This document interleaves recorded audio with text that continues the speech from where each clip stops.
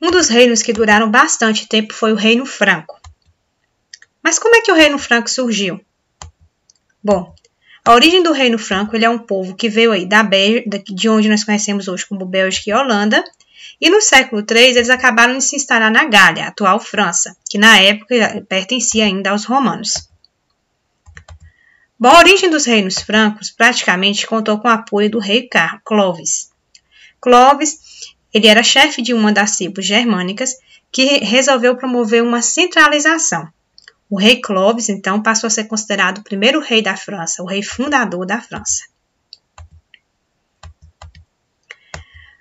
Bom, esse reino também foi o primeiro a ter influência da Igreja Católica, ou seja, ele praticamente foi reconhecido pela Igreja como rei perante os homens e também perante Deus.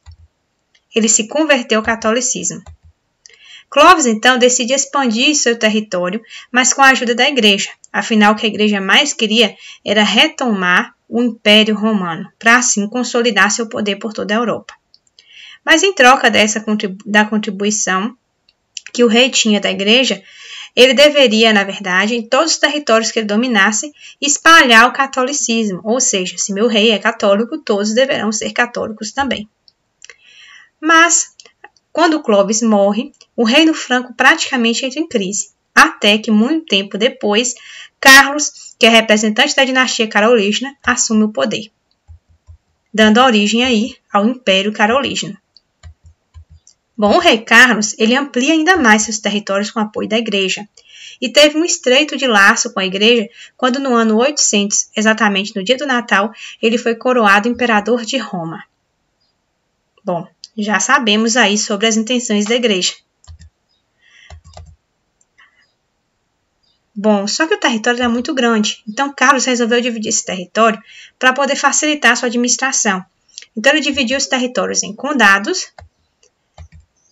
Vários condes eles eram administrados pelos duqueses, ou o ducado, e as divisas territoriais eram administradas pelos marqueses.